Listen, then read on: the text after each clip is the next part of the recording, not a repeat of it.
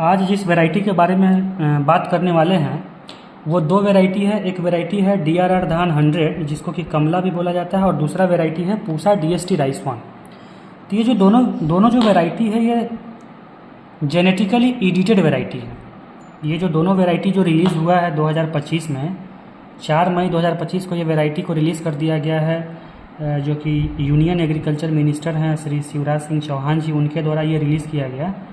ये दो वैरायटी जो कि जेनेटिकली एडिटेड वैरायटी है।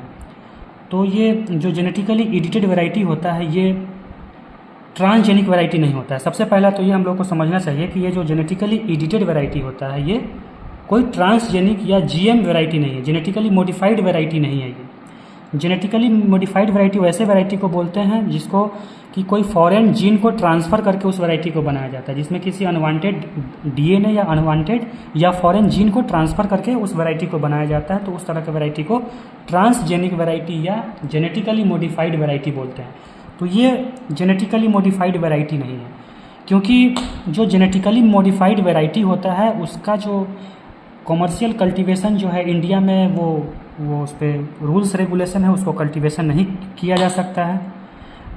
उसके लिए रेगुलेशन बना हुआ है जो कि जेनेटिकली मॉडिफाइड ऑर्गेनिज्म जो भी होता है या जो ट्रांसजेनिक वैरायटी होता है वो कोई भी फार्मर उसको अपने फार्म पे अपने खेत पे नहीं लगा सकते हैं, क्योंकि अप्रूवल नहीं मिला हुआ है। किसका अप्रूवल नहीं मिला हुआ है? तो वो जेनेटिक इंजीनियरिंग अप्रेजल कमेटी, एक कमेटी है जिसका नाम है GEAC। GEAC क्या है? Genetic engineering appraisal committee. ये कमेटी क्या करता है? यही कमेटी है जो कि डिसाइड करती है, ये जो ऑर्गेनाइजेशन ये डिसाइड करता है कि जो ट्रांसजेनिक वैरायटी है वो लगाया जाएगा इंडिया के अंदर कि नहीं लगाया जाएगा, उसका कल्टीवेशन किया जाएगा कि नहीं किया जाएगा। ठीक है। और ये जो GEAC है, जेनेटिक इंजीनियरिंग अप्रेजल कमेटी, ये ministry of environment, forest and climate change के अंडर में आता है। तो बहुत सारे रेगुलेशंस होते हैं जेनेटिकली मॉडिफाइड ऑर्गेनिज्म या जेनेटिकली मॉडिफाइड वैरायटी को लगाने को लेकर। तो अभी इंडिया में केवल एक ही ऐसा वैरायटी है, एक ही ऐसा क्रॉप है जिसको कि फार्मर लगा सकते हैं, वो है BT कॉटन का वैरायटी BT कॉटन। लेकिन अगर वहीं पे अगर बात किया जाए कि जो ईडेबल क्रॉप्स के बारे में, तो कोई भी ईडेबल क्रॉप्स को अभी तक मान्यता नहीं दिया गया है, अप्रूवल नहीं मिला हुआ है कि उसको कि फार्म पे कोई भी फार्मर लगा सके।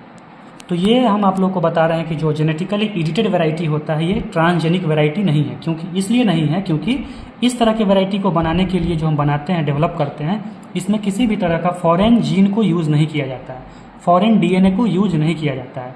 प्लांट वैरायटी के ही अंदर चेंज करते हैं, उसके जो जीन का सीक्वेंस होता है, DNA का सीक्वेंस होता है, न्यूक्लियोटाइड सीक्वेंस जो होता है उसी को चेंज करते हैं, उसी के अंदर डिलीशन एडिशन किया जाता है और उसी में बदलाव करके उसके जीनोम में, प्लांट का जो जीनोम्स होता है उसी के जीनोम में बदलाव करके एक नया सुपीरियर वैरायटी बनाया जाता है। उस तरह के वैरायटी को जेनेटिकली एडिटेड वैरायटी बोला जाता है। ठीक है।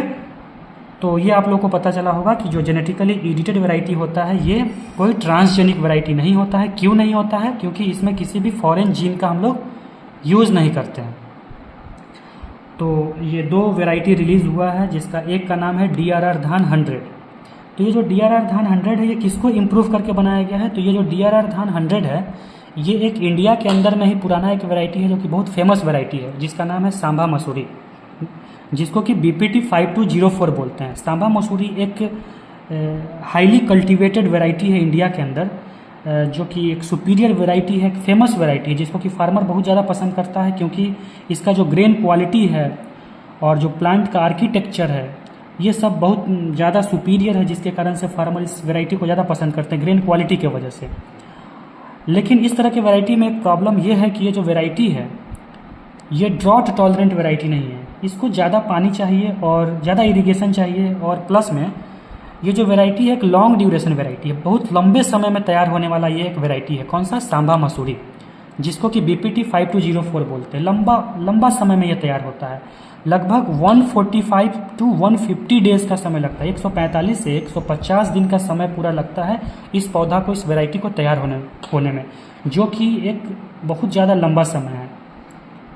तो इस वैरायटी को ही इम्प्रूव किया गया। हम कहने का मतलब है कि सांभा मसूरी के ही प्लांट इस वैरायटी के जीनोम को चेंज किया गया है, एडिशन डिलीशन टेक्नोलॉजी को यूज़ करके इसी वैरायटी को इम्प्रूव करके हमारा ये वैरायटी बना है DRR धान 100। दूसरा बात आता है कि ये वैरायटी बनाया कहाँ पे गया है। तो कोई भी जो वैरायटी बनाया जाता है वो कहाँ पे बनाया जाता है, रिसर्च सेंटर पे, या स्टेट एग्रीकल्चरल यूनिवर्सिटी में बनाया जा सकता है, या सेंट्रल एग्रीकल्चरल यूनिवर्सिटीज़ में बनाया जा सकता है। तो ये जो वैरायटी है कहाँ बनाया गया, ये बनाया गया है आपका एक ICAR का एक रिसर्च सेंटर है हैदराबाद में, जिसका नाम है Indian institute of rice research, IIRR, Indian institute of rice research. ICAR का एक रिसर्च सेंटर है, रिसर्च इंस्टीट्यूट है। यहीं के साइंटिस्ट, यहीं के प्लांट ब्रीडर ने मिल करके इस वैरायटी को बनाया है DRR धान 100, जो कि पूरे वर्ल्ड का सबसे पहला जेनेटिकली एडिटेड वैरायटी है। पूरे वर्ल्ड का, केवल ऐसा नहीं, केवल इंडिया का सबसे पहला ये जेनेटिकली एडिटेड वैरायटी है। पूरे वर्ल्ड में अगर देखा जाए तो सबसे पहला जो ईडेबल क्रॉप का जो जेनेटिकली एडिटेड मेथड से जो वैरायटी बन के तैयार हुआ है वो हमारा ये दोनों वैरायटी है, DRR धान 100 और पूसा DST राइस 1। तो ये जो है DRR धान 100, ये जो बनाया गया है, ये बनाया गया आपका ICAR IIRR हैदराबाद में। और किसको इम्प्रूव करके बनाया गया है, तो ये बनाया गया है सांबा मसूरी BPT 5204 को इम्प्रूव करके बनाया गया है। दूसरा बात आता है कि ये कोई भी जो वैरायटी बनता है वो उसके लिए वो किसी न किसी खास टेक्नोलॉजी का उसमें हम यूज़ करते हैं। जैसे कि बहुत तरह के प्लांट ब्रीडिंग मेथड्स हैं, बायोटेक्नोलॉजिकल टूल्स हैं जिसको कि यूज करके वैरायटी को बनाया जाता है। तो ये वैरायटी को बनाने के लिए कौन सा टेक्नोलॉजी को यूज किया गया, प्लांट ब्रीडिंग का कौन सा मेथड्स है, तो ये जो बनाया गया है ये जीनोम एडिटेड मेथड से बनाया गया है, जीनोम एडिटिंग मेथड। और जीनोम एडिटिंग मेथड्स में भी बहुत सारे मेथड्स होते हैं, उसमें से CRISPR-Cas9 टेक्नोलॉजी का इसमें यूज किया गया है। ये जो वैरायटी बनाया गया है, ये दोनों वैरायटी बनाया गया है CRISPR-Cas9 टेक्नोलॉजी। किसी और वीडियो में हम आप लोगों को बताएंगे कि ये CRISPR-Cas9 टेक्नोलॉजी कैसे काम करता है और कैसे इसको यूज़ करके एग्रीकल्चर में हम अलग अलग तरह की इंपॉर्टेंट वैरायटी बना सकते हैं। तो अभी तक के लिए आप लोग को इतना जानना है कि ये जो वैरायटी है वो कौन से टेक्नोलॉजी से बना है, तो जीनोम एडिटेड मेथड्स टेक्नोलॉजी से बना है। उसमें भी कौन सा, तो CRISPR-Cas9 टेक्नोलॉजी, ठीक है, CRISPR-Cas9 टेक्नोलॉजी को यूज करके ये वैरायटी बनाया गया है। दूसरा चीज़ है कि ये वैरायटी जो बना है इसमें क्या खासियत, क्या फीचर है इस वैरायटी का, फार्मर इसको क्यों लगाएगा। जब तक किसी वैरायटी में कोई खासियत नहीं होगा, कुछ फीचर नहीं होगा, तो कोई फार्मर क्यों नया वैरायटी को अडॉप्ट करेगा। तो इसमें कुछ खासियत यह है कि ये जो DRR धान 100 है, ये BPT 5204 वैरायटी जो कि पेरेंट है, इससे 19% ज़्यादा इसका प्रोडक्शन होता है। 19% हाई यील्ड है ये इसमें। इस वैरायटी का जो यील्ड जो कैलकुलेट किया गया है, इवेल्युएशन किया गया है, ये ज़्यादा यील्ड देने वाला वैरायटी है। किससे, तो BPT 5204 से 19% ज़्यादा यील्ड मिलता है। दूसरा खासियत है इस वैरायटी का कि ये अर्ली मैच्योरिटी वैरायटी है, कम समय में तैयार होने वाला ये वैरायटी है।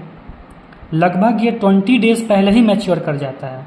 अभी आप लोगों को हम बताएं कि जो BPT 5204 है वो लगभग 145 से 150 दिन का समय लगता है, लेकिन उससे ये 20 दिन पहले ही मैच्योर कर जाता है। लगभग 130 दिन के अंदर में ये मैच्योरिटी पीरियड है इसका, 130 दिन में तैयार हो जाता है ये DRR धान 100। और क्या खासियत है, स्ट्रॉन्ग स्टेम होता है इसके अंदर में। ये जो ये जो DRR धान 100 है, इसका जो स्टेम है, जो राइस का जो स्टेम है, ये स्ट्रॉन्ग होता है। तो स्ट्रॉन्ग स्टेम होने की वजह से लॉजिंग प्रॉब्लम इसमें बहुत कम है।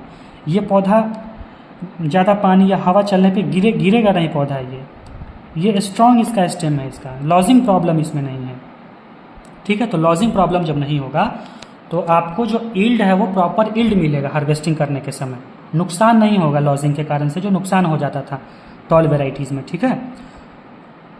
अगला जो इसका फीचर है वो है मॉडरेट ड्रॉट टॉलरेंट। और ये थोड़ा सा ये ड्रॉट टॉलरेंट भी वैरायटी है। ये कम पानी में भी अपने आप को थोड़ा सा सर्वाइव कर लेता है। लेकिन अभी वहीं पे अगर हम बात करें BPT 5204 या सांबा मसूरी का, तो कम पानी में एकदम ही ये टॉलरेट नहीं कर पाता है, सर्वाइव नहीं कर पाता है। लेकिन वहीं पे अगर देखा जाए ये जो DRR धान 100 है तो ये कम पानी में भी सर्वाइव कर लेता है, मॉडरेट ड्रॉट टॉलरेंट वैरायटी है। अगला फीचर है कि रिड्यूस मीथेन इमिशन। जो मीथेन गैस होता है CH4, जो मीथेन गैस जो हम लोग जानते हैं कि राइस फील्ड से मीथेन गैस का इमिशन होता है, और ये जो मीथेन गैस है ये ग्लोबल वार्मिंग के लिए सबसे ज़्यादा रिस्पॉन्सिबल गैस में से एक माना जाता है। मीथेन गैस के रिलीज होने के वजह से जो ग्लोबल वार्मिंग, जो टेम्परेचर चेंज हो रहा है जो अर्थ का, जो प्लेनेट का, वो इस तरह के वैरायटी में बहुत ज़्यादा कम, ऐसा रिसर्च से पता चला है कि जो मीथेन गैस का जो इमिशन है वो बहुत कम होता है। इसलिए कम होता है क्योंकि ये एक ड्रॉट टॉलरेंट वैरायटी है, ज़्यादा इरिगेशन इसमें देना नहीं पड़ता है, ज़्यादा पानी इसको देने का ज़रूरत नहीं है ये DRR धान 100 को। जैसा कि BPT 5204 वैरायटी को बहुत ज़्यादा पानी देना पड़ता था, इसको कम पानी में भी ये तैयार हो जाता है। तो जब पानी कम होगा तो फिर मीथेन गैस का इमिशन भी वहाँ से कम होता है राइस फील्ड से। अगला जो सबसे इम्पॉर्टेंट फीचर और खासियत है ये जो DRR धान 100 है उसका यह है कि जो ग्रेन का क्वालिटी है, देखिए DRR धान 100 में सब कुछ चेंज किया गया है। ड्रॉट टॉलरेंट है, यील्ड को इंक्रीज किया गया है, अर्ली ड्यूरेशन वैरायटी है, स्ट्रॉन्ग स्टेम है इसका, मीथेन गैस का इमिशन इससे कम होता है, बाकी सारा चीज़ को चेंज किया गया है, लेकिन केवल एक चीज़ को छोड़ के। कौन सा चीज़? ग्रेन का क्वालिटी। जो ग्रेन का क्वालिटी था जो ओरिजिनल BPT 5204 का था वही इसमें भी बरकरार रखा गया है DRR धान 100 में। तो DRR धान 100 का जो ग्रेन का क्वालिटी कैसा है वैसा ही है जैसा इसका पेरेंट था BPT 5204, क्योंकि ग्रेन क्वालिटी बहुत अच्छा है इसका। फार्मर इसके ग्रेन क्वालिटी को पसंद करते हैं, जो इसका साइज़ है, ग्रेन का लेंथ है, बाकी सारा जो भी कैरेक्टर वो सारा कैरेक्टर पुराना वाला ही है BPT 5204 वाला। तो ये खासियत है आपका DRR धान 100। अगला जो वैरायटी है, अगला जो हमारा वो जेनेटिकली एडिटेड वैरायटी है वो है पूसा DST राइस 1। और ये पूसा DST राइस 1 जो वैरायटी है इसको बनाया गया है IARI, जो न्यू दिल्ली के अंदर में जो इंडियन एग्रीकल्चरल रिसर्च इंस्टीट्यूट है ICAR का, जो एक डीम्ड यूनिवर्सिटीज़ है, वहाँ पे इसको बनाया गया पूसा DST राइस 1। तो क्वेश्चन पूछा जा सकता है कि क्या पूसा DST राइस 1 और DRR धान 100 क्या एक ही जगह पे एक ही रिसर्च सेंटर से बना है? तो ये एक ही रिसर्च सेंटर से नहीं बना है, दोनों अलग अलग ICAR के दोनों अलग अलग रिसर्च इंस्टीट्यूट से बने हुए वेराइटीज़ हैं। तो ये जो पूसा DST राइस 1 वेराइटी है ये एक डीम्ड यूनिवर्सिटी IRI जो है वहाँ पे न्यू दिल्ली में बना हुआ है। और ये जो DRR धान 100 था ये हम अभी आप लोगों को बताएं कि ये हैदराबाद में बना हुआ है, Indian institute of rice research. दूसरा चीज़ ये है कि जो पूसा DST राइस 1 है ये किसको इम्प्रूव करके, किसके जीनोम को चेंज करके बनाया गया है? तो ये MTU 1010 एक और फेमस पुराना वेराइटी है, मारूटेरा वेराइटी इसको बोलते हैं, मारूटेरा 1010, MTU 1010। इस वेराइटी को चेंज करके, इस वेराइटी के जीनोम के अंदर अल्ट्रेशन करके, न्यूक्लियोटाइड के सीक्वेंस में डिलीशन एडिशन करके ये पूसा DST राइस 1 वेराइटी को बनाया गया है। और ये वेराइटी में क्या खासियत है, क्यों फार्मर इसको लगाएगा? कुछ तो खासियत होगा। तो ये क्या है? ये एक ड्रॉट टॉलरेंट वेराइटी है। Pusa DST rice 1 drought tolerant variety है, प्लस में ये सैलिनिटी टॉलरेंट भी है। जो भी साल्ट अफेक्टेड जो एरियाज़ होता है वहाँ पे भी ये वेराइटी अच्छा परफॉर्म करेगा। जो भी साल्ट अफेक्टेड एरियाज़ है, सैलाइन अल्कलाइन सॉइल है, जहाँ का pH लेवल ज़्यादा होता है, अल्कली सॉइल है, वहाँ पे देखा गया है कि ये पूसा DST राइस 1 बहुत अच्छा काम करता है। बहुत ज़्यादा इसका यील्ड जो है, यील्ड कम नहीं हो रहा है, यील्ड इंक्रीज हो रहा है। किससे ज़्यादा दे रहा है? तो MTU 1010 को अगर वहीं पे सैलाइन या अल्कलाइन सॉइल पे अगर लगाया जाए तो इसका यील्ड कम हो जाता है। लेकिन यही पूसा DST राइस 1 का यील्ड जो है लगभग 9.6 से लेकर के 30.4% तक ज़्यादा यील्ड इंक्रीज देखा गया है। तो ये खासियत है पूसा DST राइस 1 का। तो क्या इसको फार्मर कहीं पे भी लगा सकते हैं? तो जाहिर सा बात है कि ये जो जेनेटिकली एडिटेड वैरायटी है इसको फार्मर आसानी से लगा सकते हैं। क्योंकि इसलिए लगा सकते हैं क्योंकि ये एक जेनेटिकली मॉडिफाइड वैरायटी नहीं है, कोई ट्रांसजेनिक वैरायटी नहीं है, ये एक जेनेटिकली एडिटेड वैरायटी है। वैरायटी के अंदर में ही जीनोम के सीक्वेंस को चेंज करके ये वैरायटी को बनाया जाता है, कोई भी फॉरेन जीन को यूज नहीं करते हैं, इसीलिए ये ट्रांसजेनिक वैरायटी के कैटेगरीज में नहीं आता है। और जो रूल्स एंड रेगुलेशन, जो सेफ्टी मेजर्स जो यूज किए जाते हैं, जो अप्लीकेबल होते हैं जेनेटिकली मॉडिफाइड ऑर्गेनिज्म के लिए, वो अप्लीकेबल इस तरह के वैरायटी में नहीं होते हैं। इसीलिए इसको कोई भी फार्मर अब लगा सकता है। और इसका सीड कहाँ मिलेगा? तो इसके सीड के लिए आप अपने नज़दीकी कृषि विज्ञान केंद्र से संपर्क कर सकते हैं, या फिर ICAR का जो रिसर्च सेंटर है जहाँ पे ये वैरायटी को बनाया गया है, जैसे कि Indian institute of rice research या IRI से कांटेक्ट कर सकते हैं, वहाँ से आपको वैरायटी मिल सकता है। तो ये दोनों वैरायटी का नोटिफिकेशन हो चुका है, रिलीज़ हो चुका है वैरायटी है। और ये जो रिलीज़ किया गया था, हाँ, ये किया गया था union agriculture minister Shri Shivraj Singh Chouhan ji के द्वारा। तो आज के लिए बस इतना है।